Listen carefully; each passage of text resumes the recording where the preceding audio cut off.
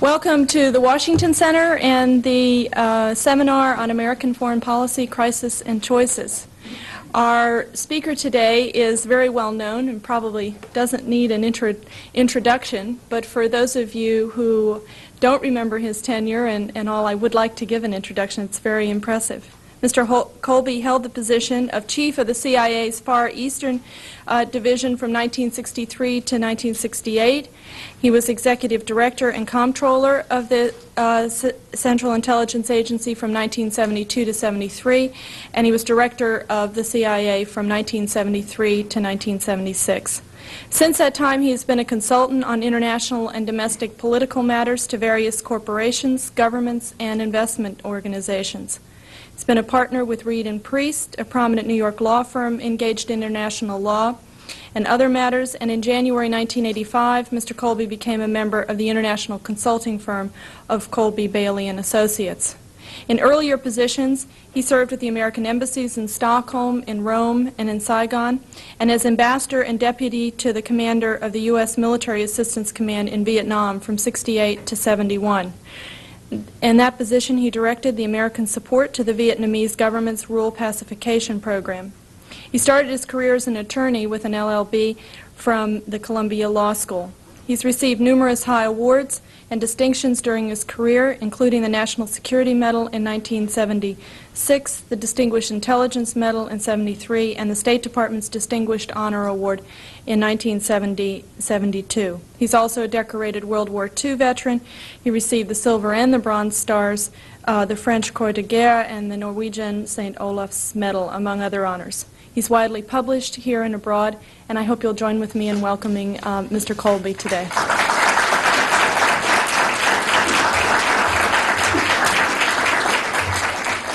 Thank you very much. It's a pleasure, and I apologize that all my intelligence experience didn't enable me to find a parking space until now. I think your studies here in Washington are all very complicated and deep and serious, and therefore your sponsors here wanted to give you a little bit of a break. So they thought they would introduce you to a real live spy. And already I think some of you are a little disappointed. He doesn't look much like a spy, glasses, gray hair. I mean, where's the cloak? Where's the stiletto? Where's the blonde?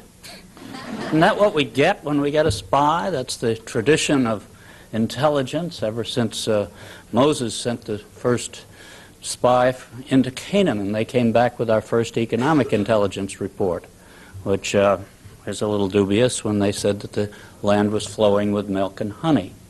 I guess Joshua did as much for the profession as anyone. He sent 2 spies into Jericho, and they spent the night at the home of Rahab the harlot. And based on their careful investigations of the situation in Jericho from that particular vantage point, they came back and told Jericho that the people there were faint-hearted. So he decided he didn't have to attack the city. He marched around it, blew the trumpets, gave a great shout, and sure enough, the walls fell down. Now that is the tradition of intelligence. The spy who sneaks in secretly, gets the secret, brings it back so that the general can win the battle. Now, granted, I don't look like a spy. I've been a spy. I've jumped out of airplanes at midnight over enemy country. I've gone up the back streets of Central Europe and made secret meetings in little out-of-the-way apartments.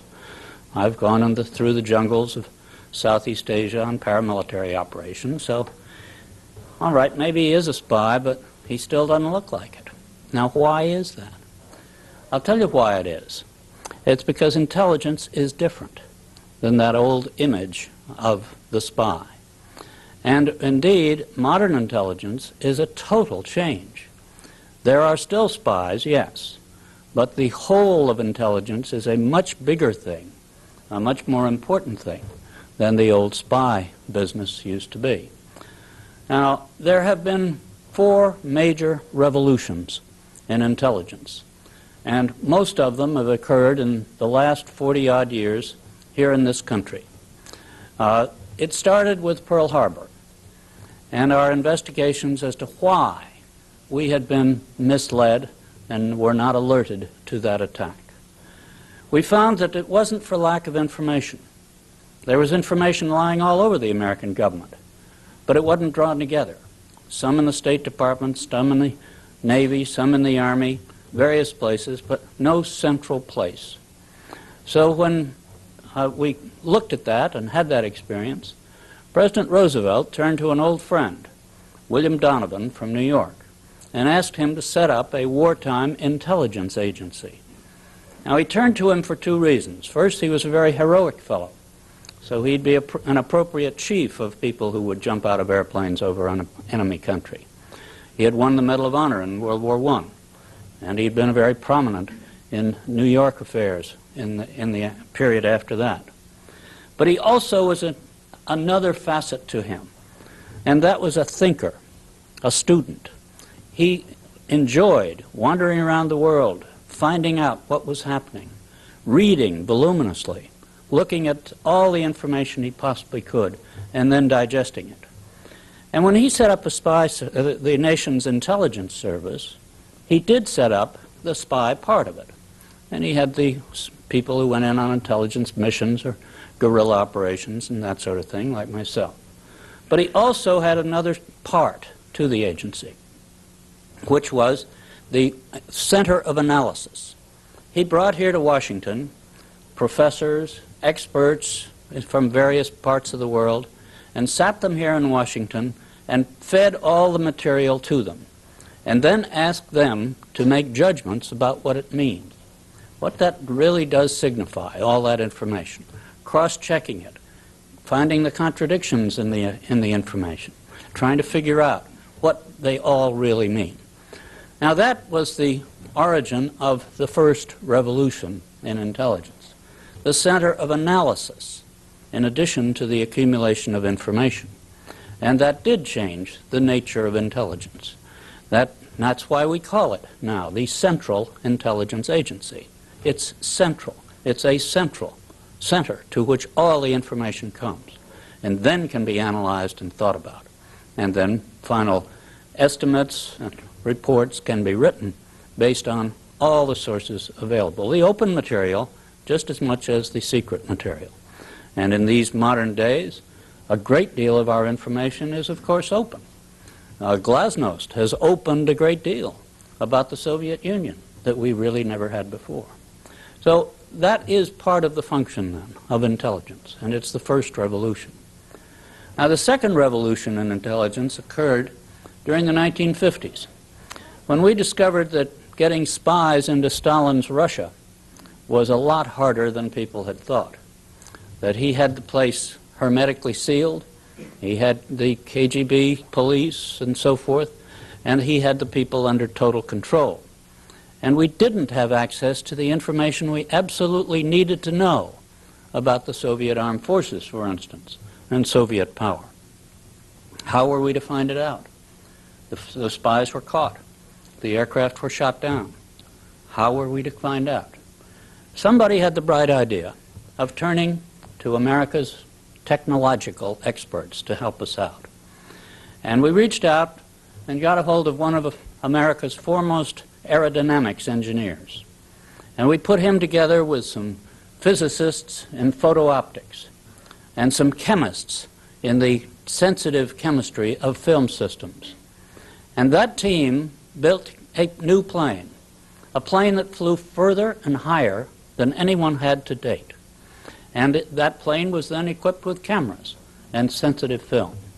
And the plane flew over the center of the Soviet Union from about 1958 on. And it brought home pictures of things we had suspected might be there, but we had no real hope of ever finding them out. Now, in 1960, that plane was shot down. Khrushchev developed a missile that got up high enough to knock it out of the sky. And we had a little embarrassment because the pilot was captured and the aircraft went on exhibition. And Khrushchev got annoyed that we were flying over his country. But just about that time, a whole new dimension of technology opened up to us, the satellite world. And we began to send up the satellites with the cameras and the film.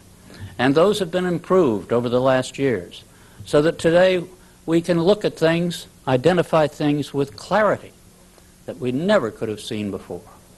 We don't ask a spy to slink out of Hong Kong and work his way up through China with great danger and difficulty, and then try to tell us what's happening on the Manchurian border with the Soviet Union. Because we don't have to. We look down on it. We count the planes, we count the tanks, we count the units, the troop units.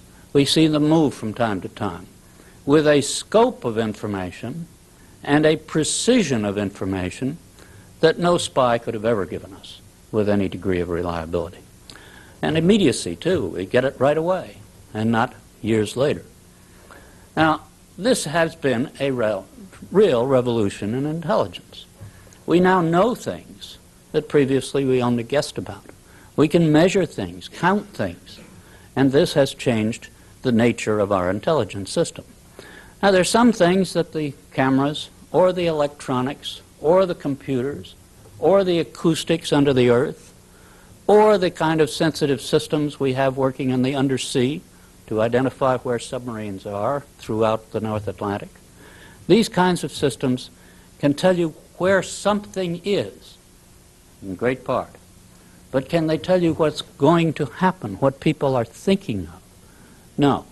There you have to try to deduce it from their public statements, from their statements to their fellows that you managed to pick up and pass through a spy, or through sometimes just making a logical guess. Now, the nature of intelligence is like a jigsaw. And you've all played with a jigsaw. And you know that long before you put the last piece in the jigsaw, you can see the essential picture there. Now, every piece is helpful in building up that picture. But you can get the picture, you can estimate the picture, even if you don't have all the pieces. And that's the nature of intelligence. You pick up the little pieces, try to arrange them in the right way so that you then begin to see the larger picture that you don't know. Now, the technological revolution then added immeasurably to the amount of information that we have to work with to give us the basis for that kind of judgment about what's going to happen. Now, here in America, we made a third major revolution in intelligence. In the tradition of intelligence, the little spy service, and it's a small one, reported to the king or the prime minister or the president, and nobody else. And it was totally secret, off to the side in the government. And it was just something that everybody realized it might be there, but nobody asked questions. When I went into the OSS during World War II, and people asked you where you worked, you answered, for the government. And everybody knew that that was a signal that you were in intelligence, and you wouldn't tell them where you worked. And at that time, as distinct from today, people would just turn off and go to another subject and have another topic. Today, they will probe in and ask where in the government and all the rest of it in a rather nosy way. But in America, we adopted that same technique at first. We thought that the intelligence service should work for the president, and it wasn't anybody else's business. It wasn't the Congress's business. A few of the major leaders of Congress were generally informed as to what the intelligence business was all about, but they didn't hold hearings. They didn't ask questions. They just sent the money over and let us spend it for intelligence. And everybody thought that was the way it should be. Now, the problem is there was a growing contradiction between that myth of the old system of intelligence and the reality of modern intelligence. And perhaps it's best explained by saying that in 1960, Allen Dulles, our then director of intelligence, had the idea of bringing all these people together and putting them in a single building so that they could talk to each other. All the spy masters and the spies and the analysts and the scientists and all those people, put them all together so they can communicate. So he went up the Potomac about 5 miles out here, and he built himself a nice building with the congressional approval. They just handed him the money. He built the building, and it turned out to be a fairly big building. So when they finished it, they put a sign on the parkway, CIA, and thought that was quite normal. Well, there was a fellow living in the neighborhood who had quite a lot of influence. His name was Bobby Kennedy, and he was going to be the Attorney General, and he became, by the time they they inaugurated the building. It belonged to to John Kennedy's administration. And Bobby Kennedy lived nearby, and he drove by this sign one day. And he said, came in, and he said, you know, this is the silliest thing I've ever seen. Here's a secret intelligence agency on a 4-lane parkway with a great big sign pointing to it. For God's sake, at least take the sign down. And we took the sign down. He did have quite a lot of influence.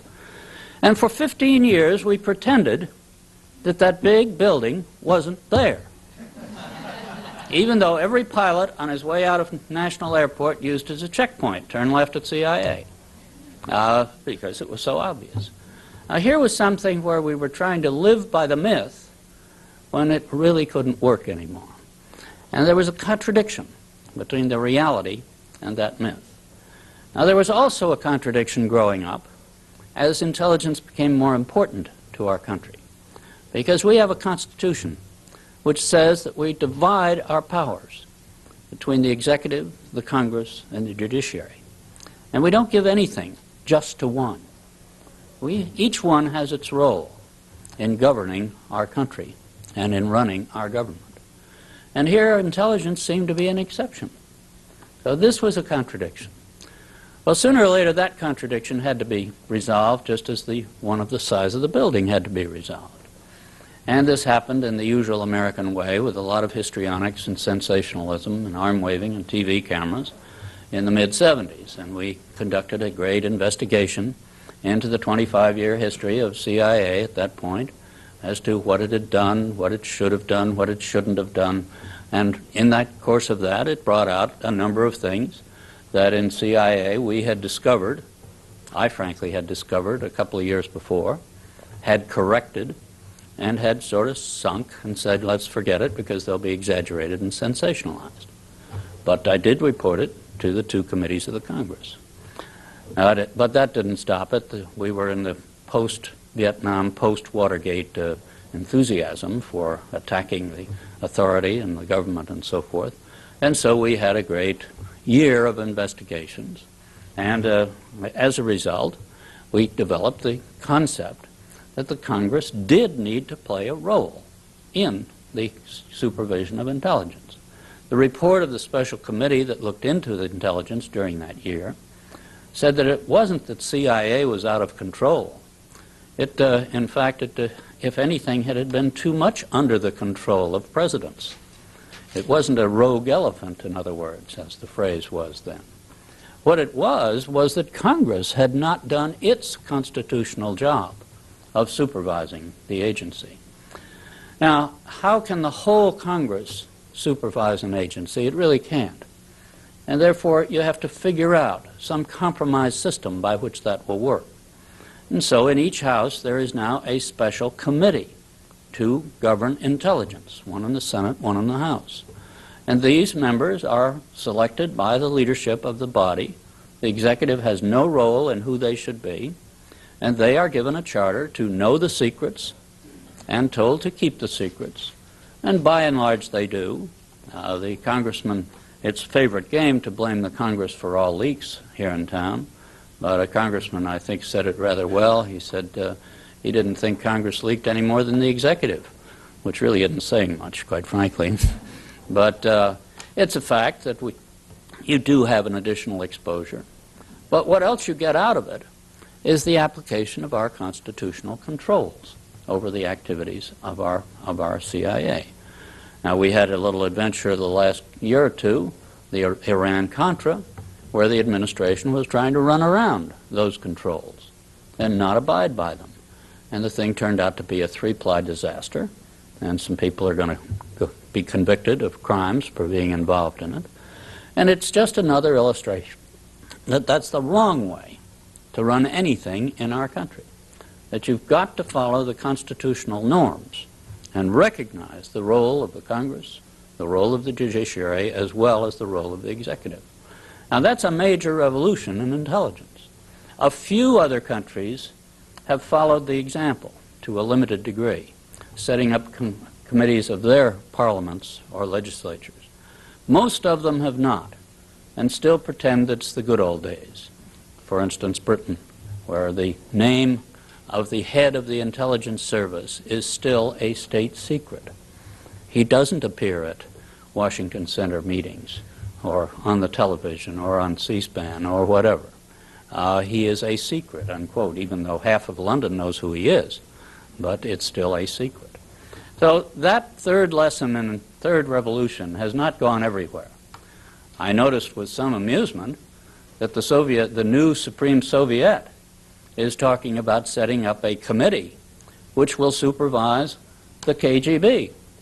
Now, if you ask for perestroika, a change in the Soviet system, that's about as big a change as I think you'll ever see, when the elected Congress has a right to supervise the activities of the intelligence service of the Soviet Union. Now, out of these three revolutions has come a fourth, which I think in a way is the most important of all. And that is, what is the role, what is the purpose of intelligence? As I said, it used to be that you stole the secret, gave it to the general, and he won the battle. But today the purpose of intelligence is much greater than that, much more important than that. It's to create understanding in our government of the complicated problems that exist around the world, of what threats exist, how big they are, how small they are, what kind of threats are they, where do they come from, what kinds of actions could be taken to ameliorate them. Now, one of the major contributions, for instance, has been in the area of arms control, because for years we were unable to make arms control agreements with the Soviet Union because we couldn't be confident that they would abide by them, and we wouldn't know whether they did or not. But in 1972 we made an agreement with the Soviets not to have anti-ballistic missile systems in our two nations. There's a small exception. There's one limited area where you can have it in each country, but not to have a nationwide anti-ballistic missile system. And that was a conscious decision that we both took. We faced an arms race in these systems which would have left us both poorer and probably exposed us to more danger rather than less. And therefore we made that agreement. But we knew that we would be able to tell whether the Soviets abided by that agreement or not. And in fact, we have watched very carefully. And in fact, we are absolutely sure that there is no nationwide ABM system in the Soviet Union. Now, a few years ago, we found them building a rather big construction site in Siberia.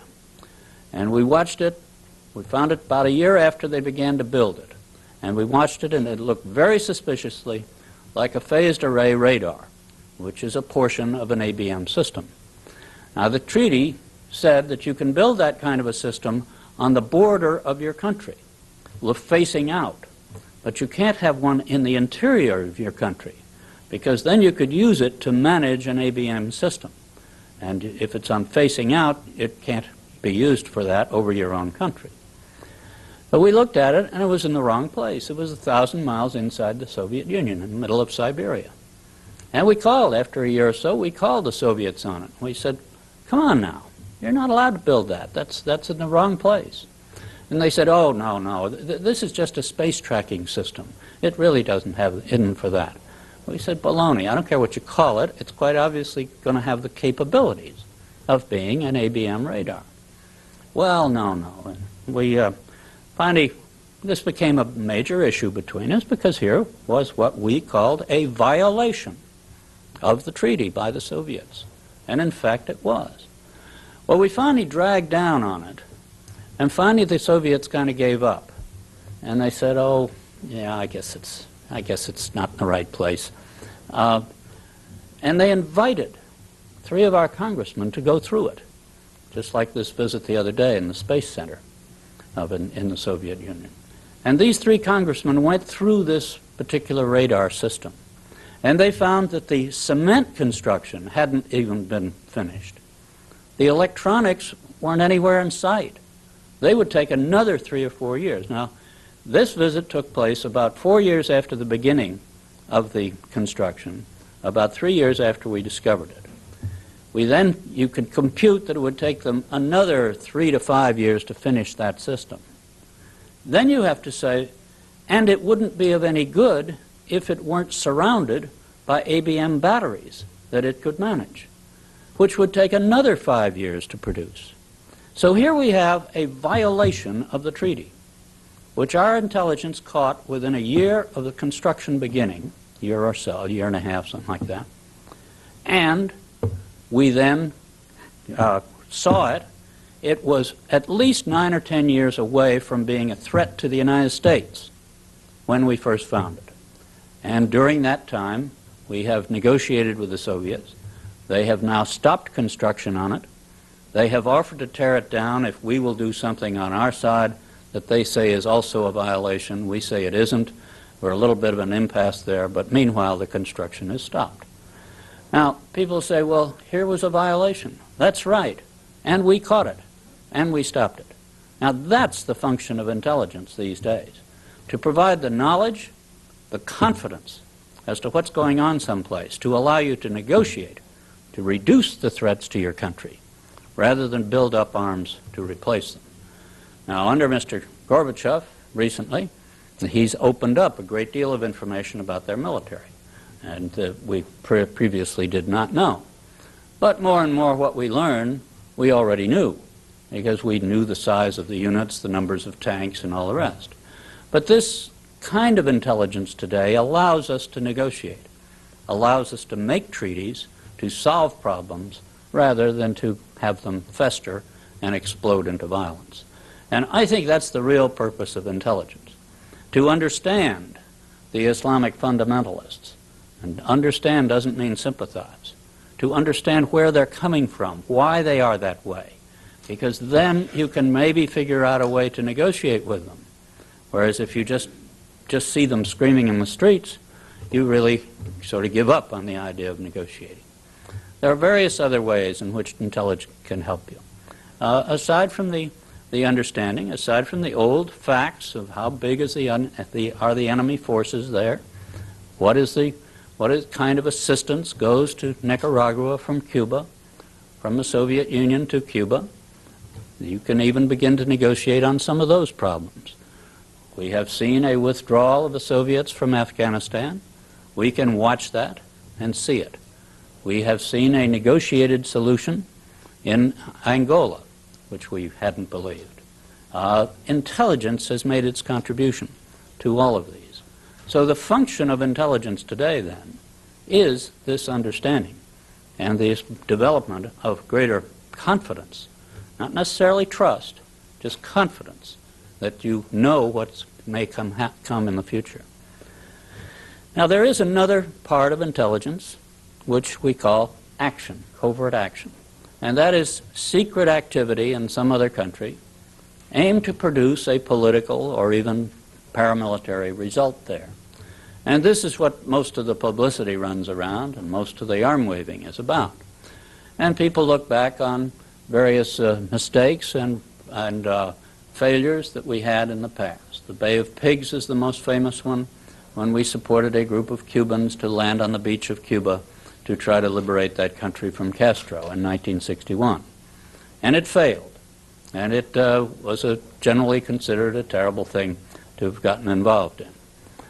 But, on the other hand, if you think a little bit about what happened about 15 months later, in October 1962, when Khrushchev put nuclear missiles in Cuba secretly, with the idea of unveiling them someday and having it clear that they threatened the entire United States, except a few miles of forest up in northwest Washington. And I don't mean D.C., I mean the other one. And to create a shock effect and to secure an enormous threat to the United States. Now, we discovered that at the last minute, just barely. Our intelligence identified it. We took pictures of it. We knew about it. And President Kennedy was prepared to go in and take those out, if necessary, before they came into operational readiness. Our intelligence was able to tell him, by the way the pictures looked, that he had about 10 days to 2 weeks before they would be in firing status. And he had that time to negotiate, or if necessary, to send the troops in to take them out. And he did both, got ready to send the troops, but negotiated, and at the last minute Khrushchev blinked and removed them. Now that was the nearest time we've ever gotten to nuclear war. But let's face it, if the Bay of Pigs had succeeded a year and a half earlier, that would not have occurred. That potential would not have occurred. And a few Cubans could have liberated Cuba and preserved our country from that kind of threat. Now, I won't say that all these operations were either justifiable or smart, or certainly successful. But in a number of cases, they have been very successful and very effective. We had successful activities in Laos. We had successful activities in Western Europe in the period after the World War II, when the Soviets were trying to take it over by political subversion, and we supported the democratic parties and democratic groups to face them. And most recently, I saw a statement by Judge Webster, who is the present head of CIA, that CIA had devoted the large number of less than 100 people to support the Mujahideen in Afghanistan. Now, 100 Americans managed to create the first time the Soviet Union has been defeated in the recent years. It's quite a step. 100 Americans, not 500,000 soldiers marching around with their guns and planes and tanks, but 100 CIA people funneling assistance and support to the Mujahideen, the rebels against the Soviet occupation of Afghanistan. Now, I think that is the kind of action that can take place through covert action. It doesn't need to be covert, then it shouldn't be covert. We now do things in public through independent organizations that we formally set up and even ran as covert operations at one time. Radio Free Europe, Radio Liberty receive open appropriations from the Congress every year. They're run by an independent board appointed by our government, but they are an independent board. That's the way they run. Now, they were started by CIA, and we pretended that they were funded by private contributions, because at that time it was felt that a government could not be associated with saying the things that the Radio Free Europe and the Radio Liberty might be saying. Since that time, we've become more sophisticated. The Soviets have become more sophisticated. They don't even jam Radio Liberty anymore. That's a step in the right direction. But the fact is that there are some things that do have to be secret. There are reasons sometimes for the secrecy. Those people who helped in Nicaragua helped through a certain country. That country doesn't want to be officially admitted as helping, and therefore everybody discreetly doesn't mention which country is doing the helping. And yet everybody knows it, of course, but it's just a polite way of not embarrassing the people who are helping us. And that's why we have to run it as what we now call rather an overt covert operation, which is a little contradiction in terms. But those kinds of operations will be around. They've been around since the United States first started its war for independence from the British, and they will be around for a long time to come. They need to be controlled by our government and by our Congress, and they are. But these are the changes that have occurred in intelligence over these years. Intelligence now plays a central role in the formulation of policy. When the National Security Council meets, the Director of Central Intelligence opens the meeting with a briefing on what they're talking about. What is the situation in country X, and what does it look like is going to happen there? After he speaks, the National Security Advisor to the President then says, "Now, Mr. President, here are the options your staffs and the departments have figured out for you to do about this situation. Some are military, some are economic, some are diplomatic, various kinds." And then there's a discussion by the Secretary of State, Secretary of Defense, the other people there. But the intelligence is the base for the discussion. And that is the role of intelligence today in the American government. Thank you very much.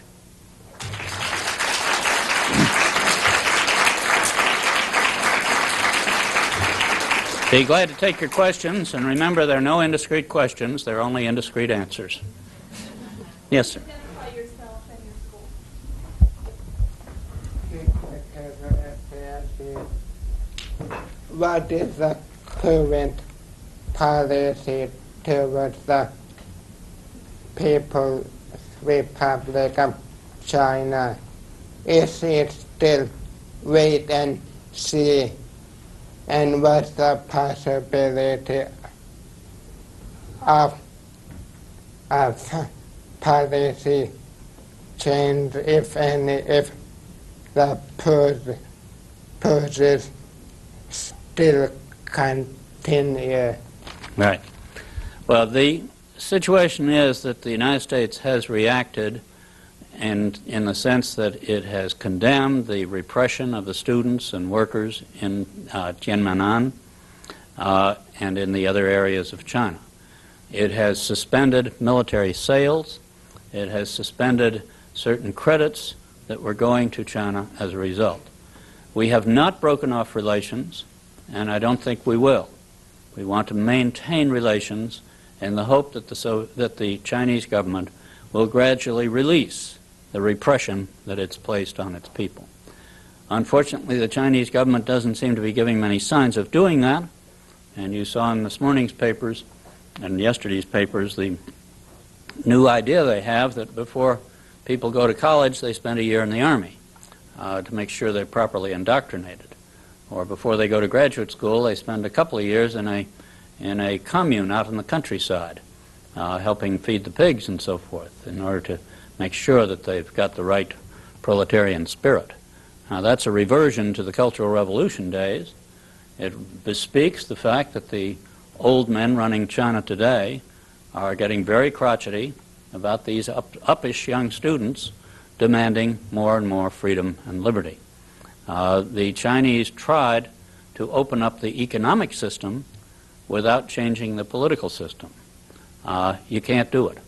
And they had the lesson that the students did rise into protest. The students really didn't know what they wanted. They wanted more democracy, but they really didn't have an idea of what it was. And the old men, instead of handling them in the sensible way that older men should handle young people, of reaching out to them and helping them articulate specifically what they needed and what they wanted and satisfying them in that sense, the old men just lectured to them and told them to go back and mind their own business and leave the running of the government to them. And they have repressed them to date. They won't stay repressed forever. It'll bubble up again. The history of China over the centuries is the alternation between the centralization of power and the gradual decentralization until eventually you get a form of anarchy. And then you get another centralization surge. Now, that used to take centuries. Today it takes decades. But the process will resume. What will the United States do? The United States does not want to totally cut off relations with the government. We have relations with a whole bunch of governments that we don't approve of because we need to have contact with them. But certainly the foreign tourists won't be going there. The foreign investors won't be going there. And the Chinese government is going to take a loss on this whole affair. And when it begins to realize the size of the loss, then it'll start to change. The Cultural Revolution was supposed to be a great new thing. And what it basically did was almost eliminate a generation of university students from that country. Now, this time, the Chinese have something like 40,000 students in the United States. Are they going to lose those talented young people for the future of China? There's a very good chance they will, because very few of those will go home. And they will begin to see the cost of this kind of behavior, and then somebody will come along and say, let's take another look. Let's wait until Mr. Deng Xiaoping goes on to his just or unjust reward, and then I think you will have a little struggle as to whether to modify the hard line. But the United States position will be one of disapproval, but not of leading any major campaign against China. We've got to maintain some connections with them, because we have to keep them as a part of the world political balance. Yes, sir. In your book, Honorable Men, you mentioned after the Tet Offensive and after the Phoenix program was over, how you rode around a motorcycle near the ancient city of Hue and how essentially the Viet Cong were wiped out. Do you think, with the cutoff of funds in '74, if they had actually been, the funds had kept coming, do you think that the Republic of South Vietnam would exist today, essentially? I do, and I'm putting out a book in the fall on the Vietnam experience, the whole thing. I think that the fall of Vietnam was not preordained. I'm not saying it would have succeeded, but I really come down to the fact that I think it would have had about an even chance. The South Vietnamese fought off a North Vietnamese attack in 1972, fought it off with their own troops and their own effort and their own blood. The United States had removed over 500,000 soldiers from Vietnam before that attack took place. Now, the Americans provided two things to meet that attack. They provided logistics, lots of it, and they provided air power from our bombers, from the carriers and the B-52s. And those bombers were very effective against the North Vietnamese military units and helped the South Vietnamese fight them off.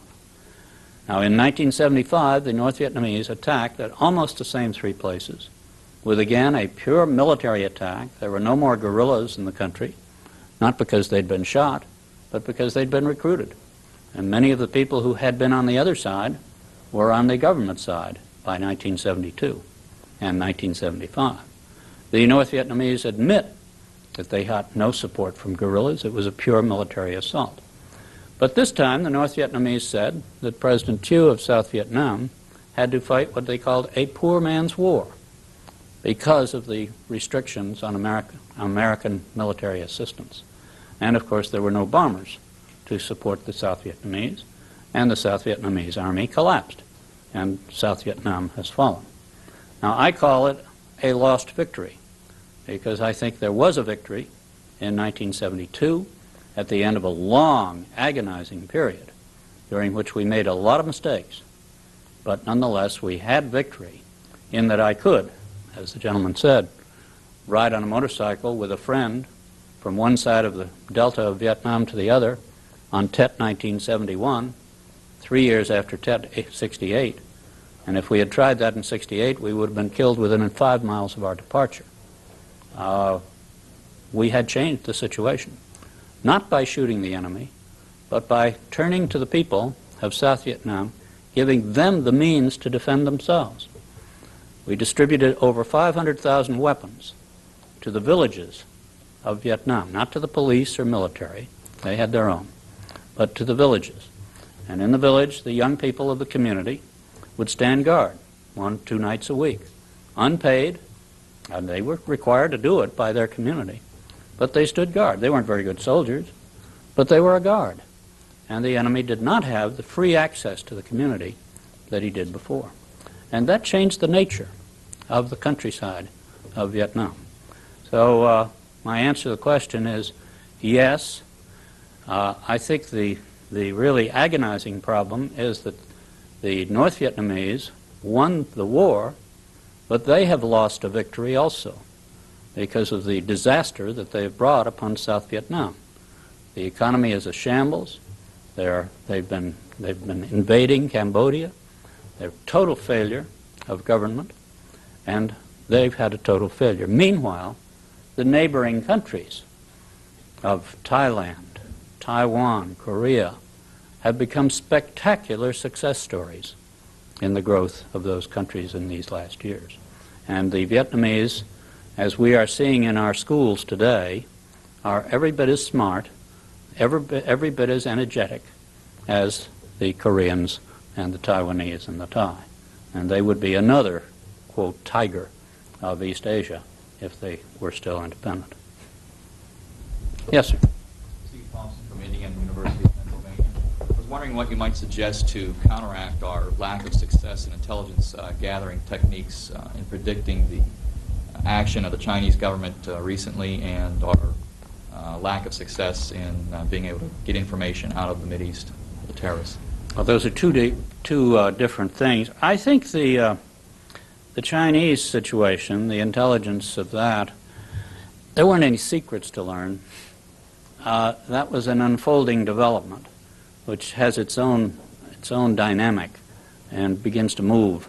And you can make estimates about where it's going to go, but I think the individual day's events you're not going to be able to predict very well. Curiously, in intelligence, sometimes it's easier to predict a year ahead than it is to predict a week ahead, because the variables make a lot of difference in a week, whereas the fundamentals are more important for a year. I think we have known for a long time that the Chinese economy has successfully opened, and that has put pressures on the situation and on the political system. That the apparatus, the Communist Party apparatus, has become increasingly restive at seeing all this power flow out of their hands and not be able to control it to the degree they should. They wanted to, rather. The role of the students was not as predictable, although students have played that role in China on many previous occasions. So the possibility of, I think it was generally thought that China would have to change, would have to open up, that the economy was forcing the political system open. Now, what happened was that they went a little too far, and the old men repressed them. But that fundamental development is still underway, and the students will be back, even if they have to go out to the country for a little bit. They'll still be back, pressing for a greater opening. Unless the regime tries to control the economy again, in which case they'll break it, and it won't work.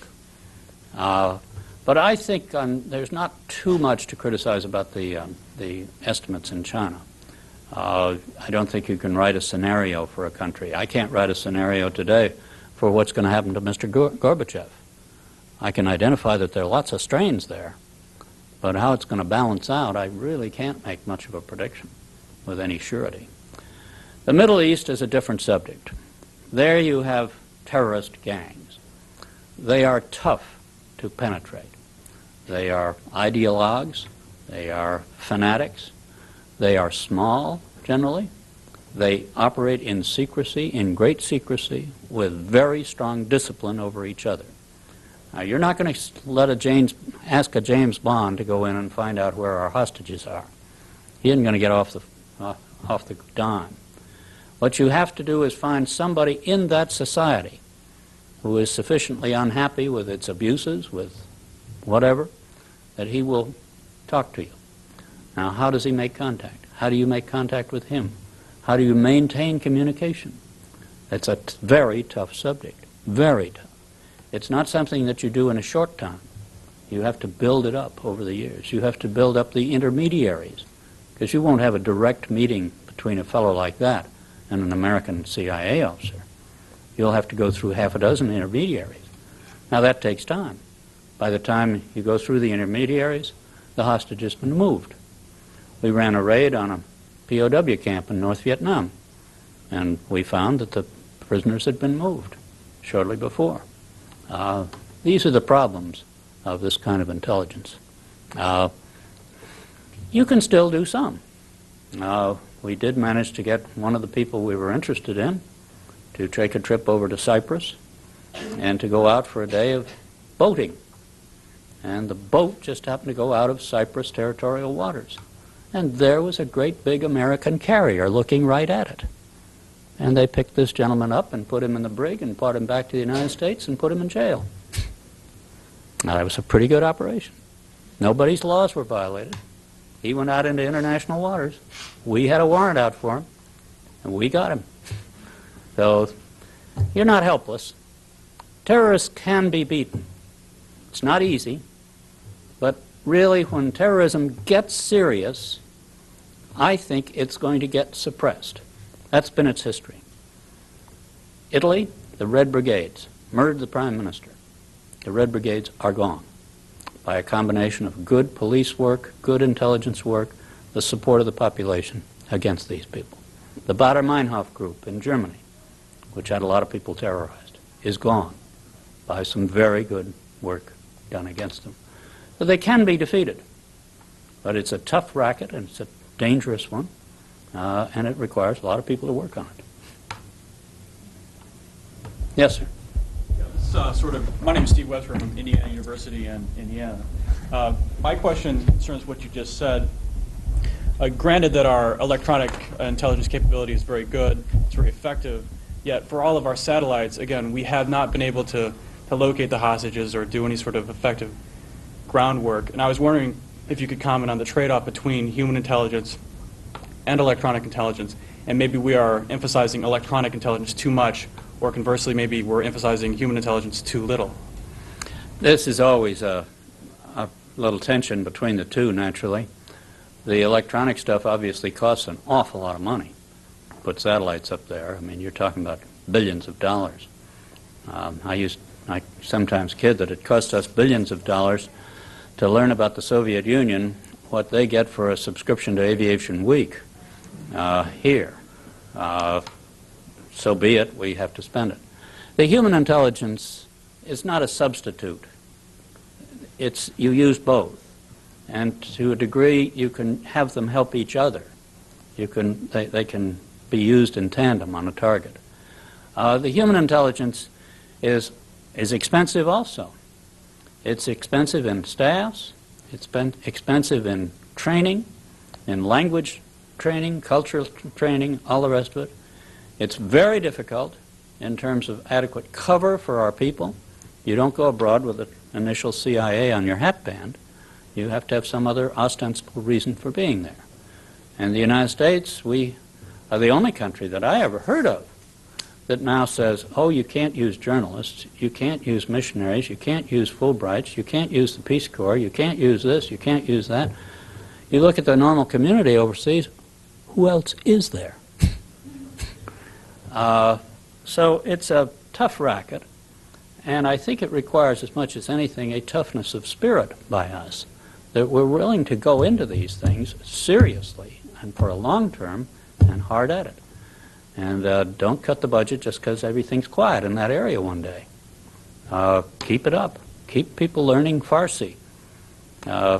When the Shah was in, did we have enough people studying Farsi? No. It's a very expensive proposition. You have to have them both. You can't do without one, you can't do without the other. And it's just a matter of, in some areas you can get a lot more with the open approach and even with the agent. In some areas you need a very heavy technological effort in order to get access to it. Yes, ma'am. Hi, my name is Laura Schneider from Ramapo College of New Jersey. I'd like to know if you could talk about possible career options in the CIA. Mm-hmm. Sure.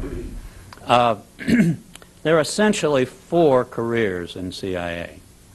The one is the scientist, technology, electric engineers, people like this, who work on some of these fancy new systems and the more delicate machinery, photo operations, photo interpretation, all that kind of thing. There are lots of those kind of technical skills that are needed. And there's a whole career path in the technical area. The second is the analyst, the student. And the student is largely going to be here in the Washington area. He's going to receive all the information about, say, India, and he's going to study it. And he's going to get to know it very well and know a lot about India, and then write reports about what's happening there and what's going to happen there, who's going to win the election, that sort of thing. And that's a career path. Now, obviously, the scientist area, you have to have those scientific qualities to get in. The analyst, normally they require an advanced degree in one of the liberal arts, more or less, the history, political science, economics, things of that nature, of course. And they go in as a career in there. The third is the operations officer who lives overseas or spends a good portion. He or she, and there are she's, a lot of them. As a matter of fact, we've had she chiefs of station, so I nominated the first one. So that path the person goes into. You get a little training in the tradecraft, how to make secret meetings and all that sort of thing. You go and live in a country, speak the language, get to know the people, collect intelligence, develop friends and associates and agents and all the rest of it, and try to maintain secret communication with them and do whatever needs to be done.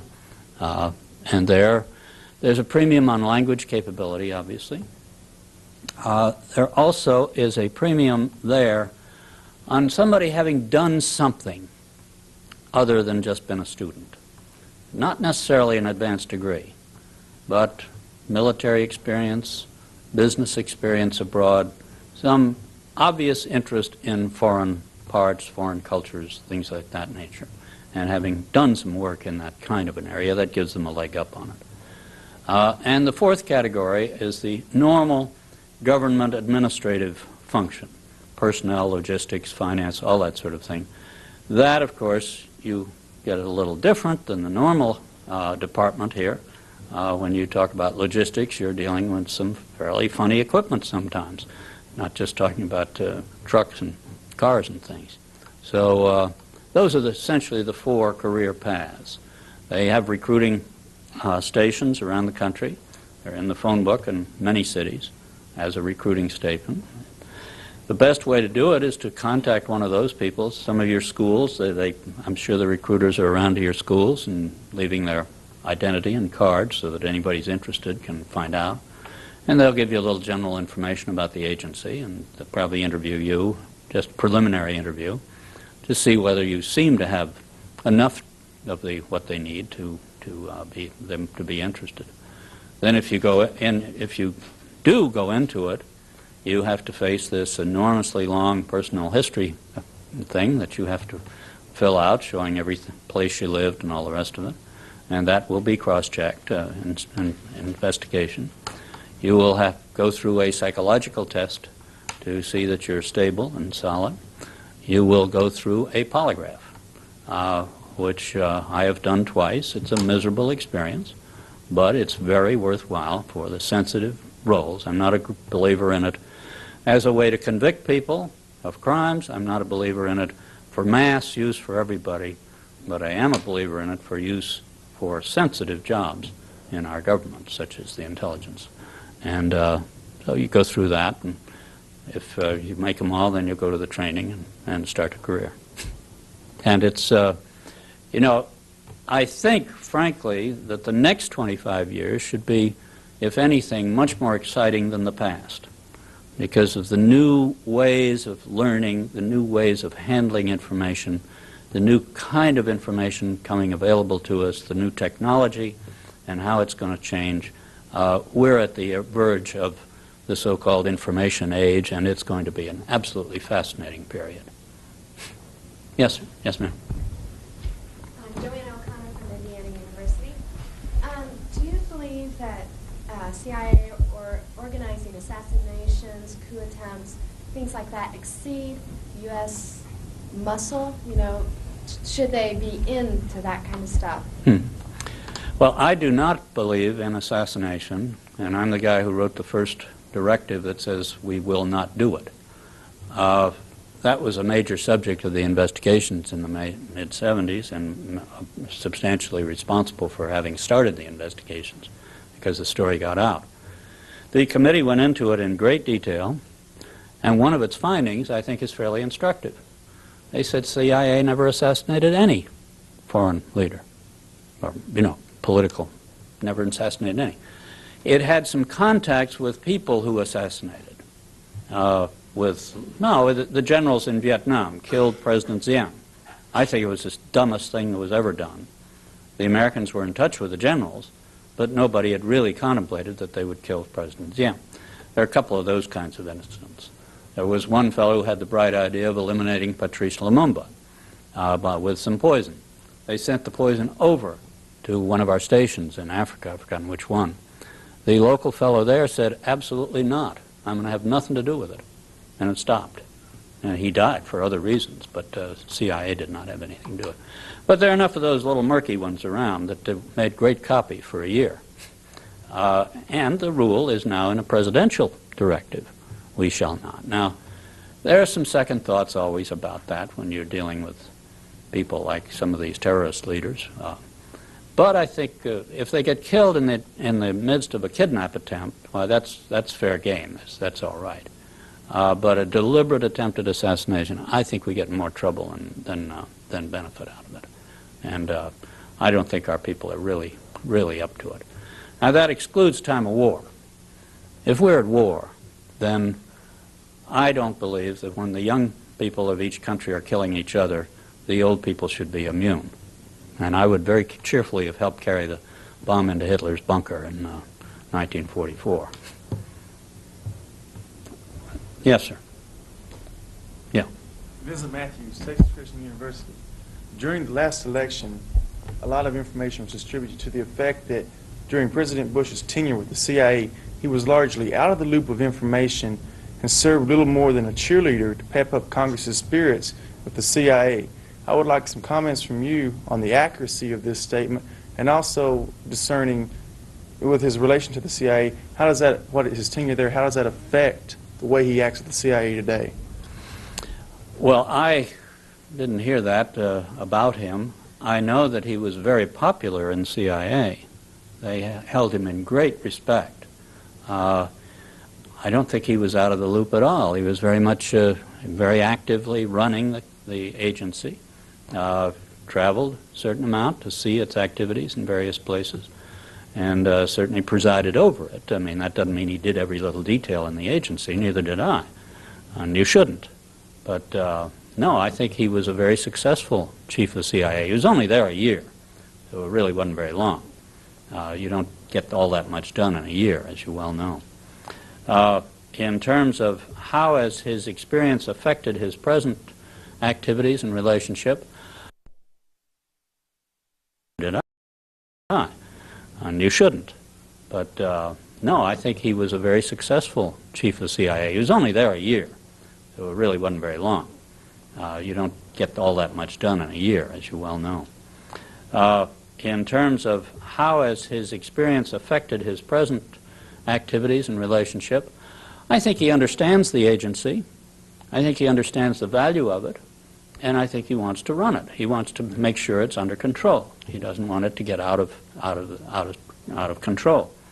Now, President Reagan, of course, let things go on, and I don't think President Bush is going to let things go on. I think he's going to be much tighter. But, for instance, he did initiate a system by which every morning a CIA officer comes out and gives him the intelligence briefing. The National Security Advisor is there, but the intelligence comes direct from intelligence, not through the National Security Advisor, as other presidents have done. So I think he's aware of its capabilities. He's aware of its weaknesses. He said, we're not dealing with a full deck of information on the hostage crisis. That's true. I'm sure he's got pressure on them to do better. But no, I think he was very well regarded for the way he handled himself there. Yes, ma'am.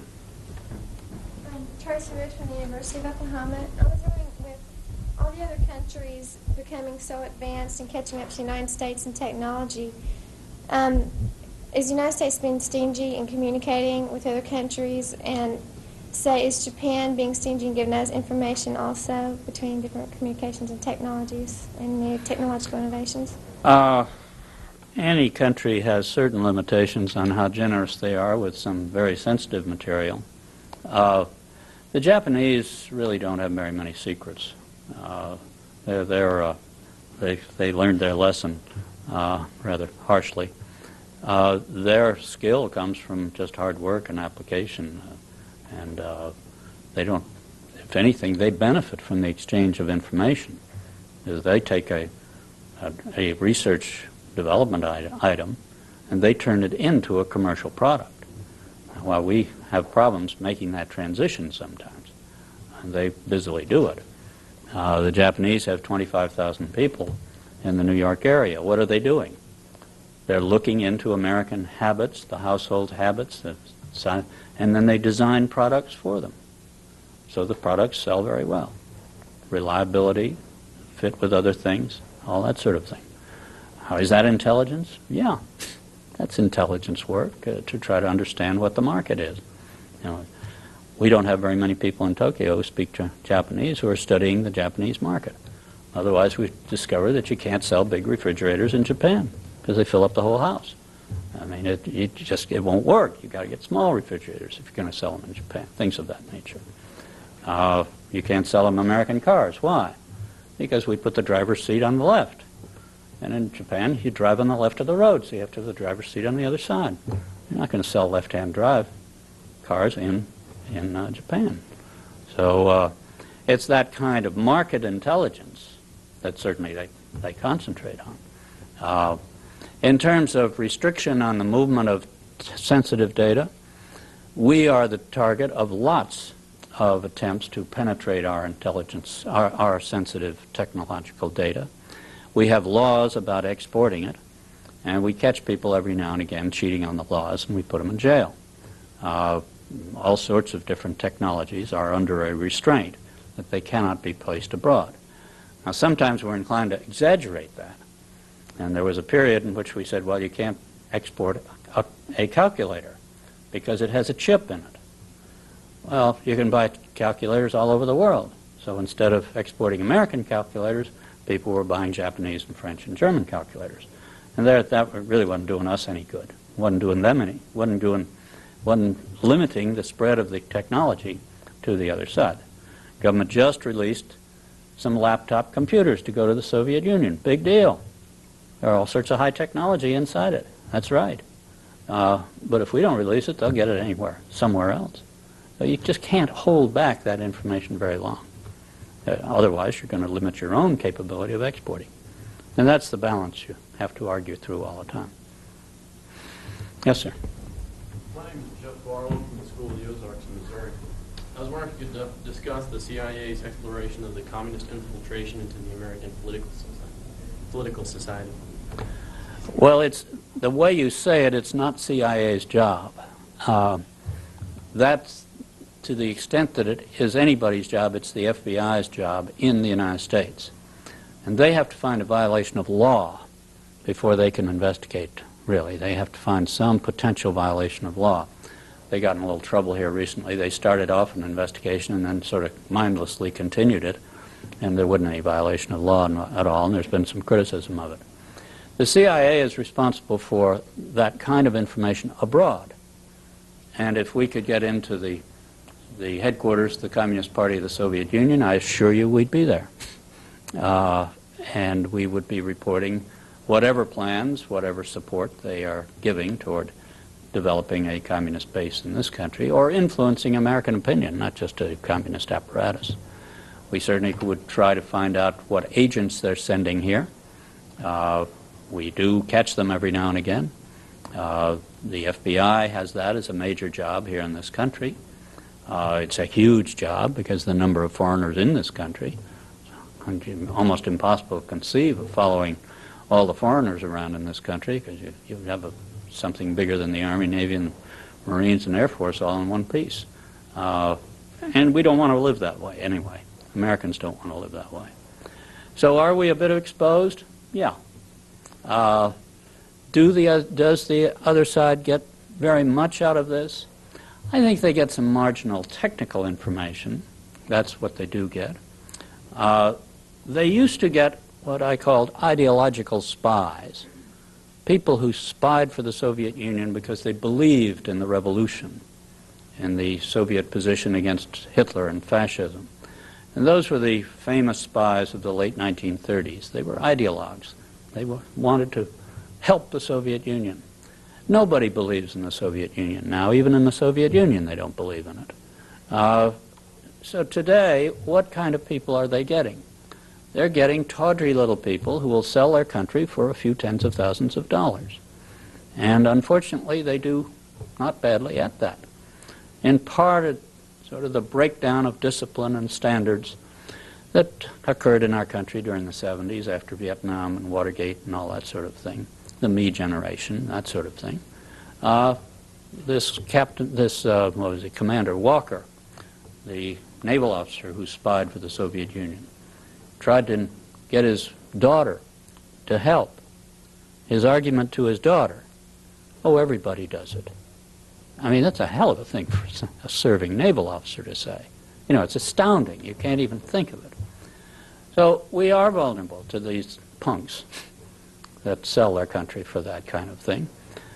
On the other hand, I would like to bring it into balance a little bit.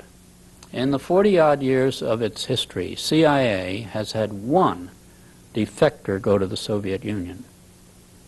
That's this fellow Howard, who went a couple of years ago. And he was mad because he'd been fired by CIA and not allowed to stay there. And he is living in the Soviet Union today. He got in touch with them and he told them a lot of information that has hurt us. They executed an agent of the Americans in the Soviet Union as a result of his information. But that's one. How many KGB officers have defected to the free world? Hundreds. So let's get this in a little perspective. Yes, we do take losses, but the strength of this society in its freedom is so much stronger than anything else that we can stand even those few slobs at the edge. Yes, sir. My name is Clint Garrett from Indiana University, and I'm very concerned, especially in the intelligence sector, of almost the handicapness of the American administration and its staff when dealing with a foreign culture to actually understand that culture and what it's about before dealing with it. Examples with the Middle East through the history of the United States are perfect examples, and our examples post-FDR with South America are other examples.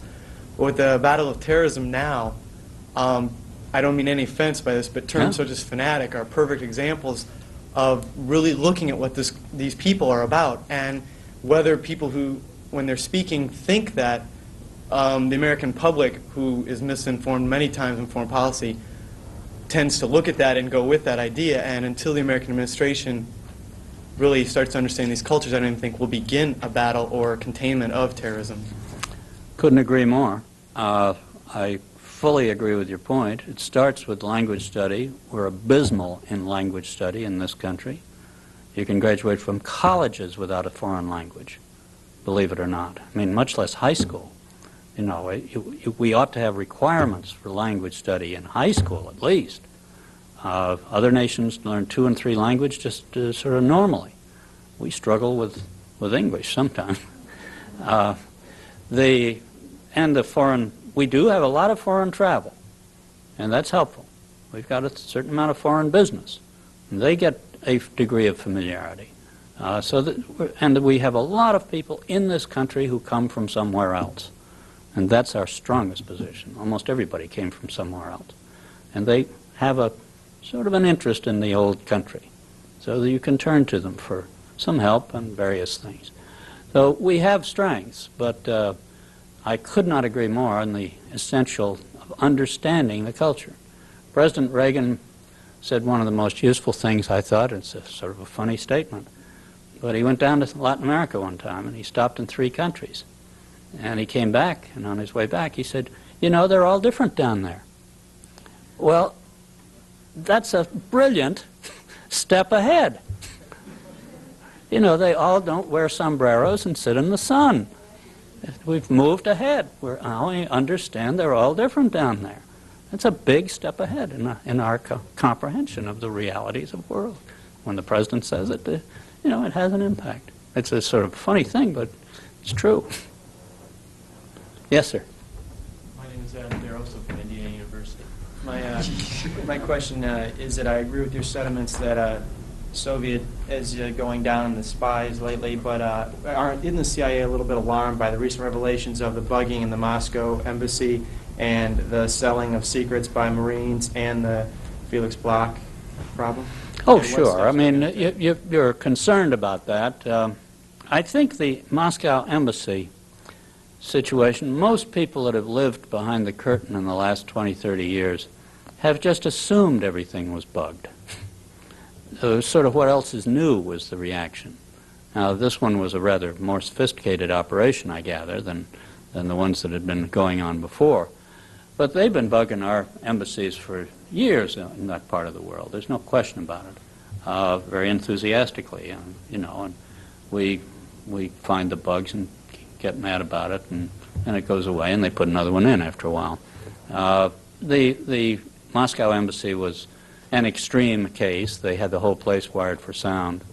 And then we have the dilemma of what are we going to do about it. And we're fooling around with that, and we got a lot of money in it. What do you do with it? Some people say, you know, sell the building to Pepsi-Cola or something. Let them use it. But as for, I am concerned about this breakdown in discipline and standards, because I think it affects a lot of things aside from just the intelligence area. It affects all sorts of things. And that came out of this miserable history of the Vietnam War. And this November you can read my views about it. Yes, sir. Jeff Harold, James Madison University. I was wondering, the KGB has a large amount of embassy officials in Mexico City. I mean, KGB officials that pose as embassy officials. Do we have a comparable facility in the East Bloc? And also, I was wondering, to what extent does the CIA rivalry with the DIA affect productivity? Well, I really am not going to answer your first question. Let's just say we're going to try to get intelligence wherever we can get it. It's a complicated problem as to sort of where we are and where we aren't. The second one, no, the DIA, CIA, you know, there's a little natural jurisdictional rivalry from time to time, but they're tied together at the top in a weekly meeting that the director of CIA chairs and the director of DIA comes to, and the directors of the Army, Navy, and Air Force intelligence come to, and that meets almost every week, and they hammer out differences in that fashion. It's not a serious problem. You know, once in a while you get the bureaucratic games, but and the FBI fellow comes to that too. So it works pretty well. Nothing, you know, it works at least as well as the Agriculture Department and some other department, maybe better. Yes, sir.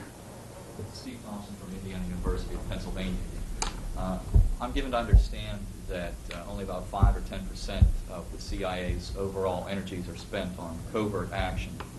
A colleague of yours, Ted Shackley, had wrote a book entitled The Third Option, talking about paramilitary and proxy warfare as a valuable foreign policy tool.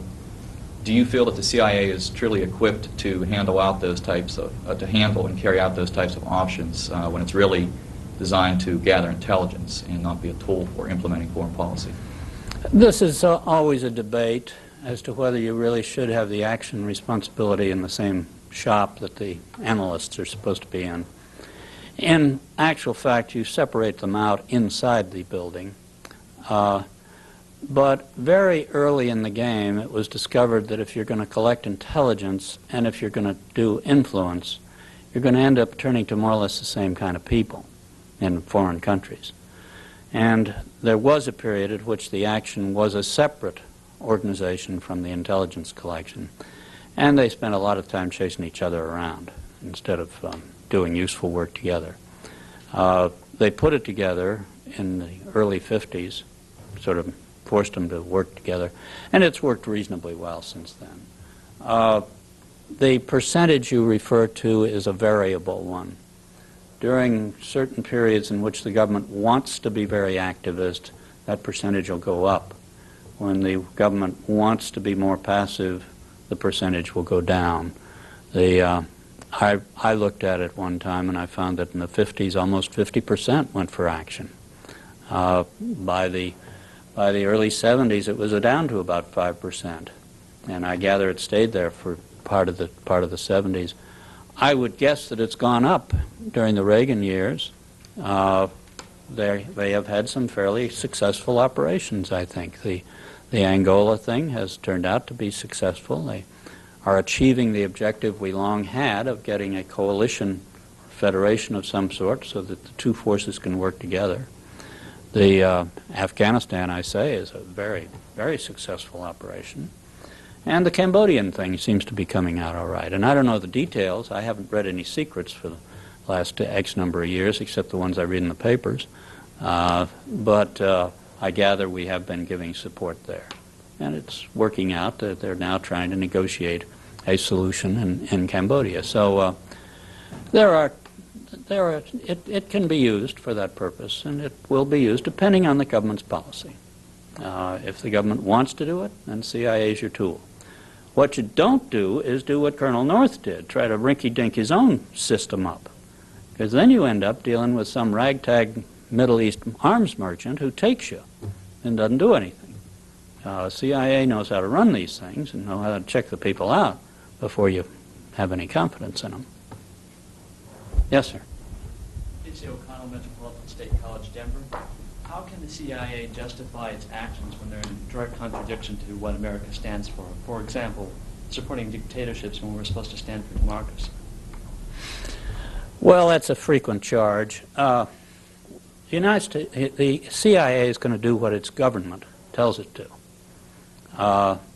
When its government was faced with communist subversion in Western Europe, the CIA's solution was to support the center democratic forces in Western Europe in the 50s, and I was involved in that in Rome. Not the right wing, not the fascists or monarchists or any of that stuff, but the Christian Democrats, Social Democrats, things of that nature. And we did, and we succeeded, because those were the targets of the Soviet Union, and we wanted to strengthen them to resist. In some countries, the CIA has supported a particular dictator. There's no question about it. Depends on the country, depends on what the facts of life, whether there's a real alternative. Depends on whether there was a threat to that country from another country. President No Dinh Diem was called a dictator. I don't think he was, but he's certainly authoritarian. There's no question about that. He was a Mandarin. Did we support him? Yes. He was the best thing around for a long time, because the alternative was the communist. And I mean literally in the 50s. In the 60s, we withdrew our support from him and helped overthrow him, which I thought was a dumb action. But nonetheless, the government decided on it. The president decided on it. So the CIA will do what its government wants. And in terms of, say, Latin America, when Che Guevara was threatening to turn the place into a continent hostile to the United States, we aided various groups who were trying to knock him down and reduce that threat. To us, the threat was not a military-run Latin America. That was no particular threat to us, but a communist-oriented Latin America would have been a threat to us. And that's the thinking. I'm not justifying it. I'm just saying we do not have for these kinds of actions, there are two moral justifications. They're the same as the justification of the just war in old church doctrine and philosophy. There are two requirements. It be in your self-defense, and second, that the action be proportionate. Those are the two major requirements. There are a lot of other details, but those are the two major requirements. Now, if it's in your defense, you can help a friend, you can do it yourself, whatever. But you don't have a right to be a missionary, to change people. That's offensive. That's aggressive. Then your action has to be proportionate. You don't drop a nuclear weapon where you could help some guy become a political leader. It's a much less proportionate interference than military action, for instance. And I think this is what you have to look for. Is it truly a matter of self-defense, or are you, with pride, trying to force your ideas onto another country? Secondly, is your action proportionate to the problem, or are you excessive? And you can follow that through most. I won't say we're right in all the cases you apply those rules. Just ask the Mexicans. I mean, we stole half their country, and they're afraid we're going to steal the other half. So you're not going to justify every action, every war that America has been in as a just war, and you're not going to justify everyone as proportionate or in self-defense. And similarly, in the intelligence actions, you're not going to be able to justify everyone. But I think that's a good rule of thumb to use when you're judging them. And incidentally, the requirement that you explain it to the congressional committees is a way of getting that kind of judgment imposed on whether to go ahead with the program. Because it isn't just the president's offhand thought. It goes through the American government and its procedures. And if the committee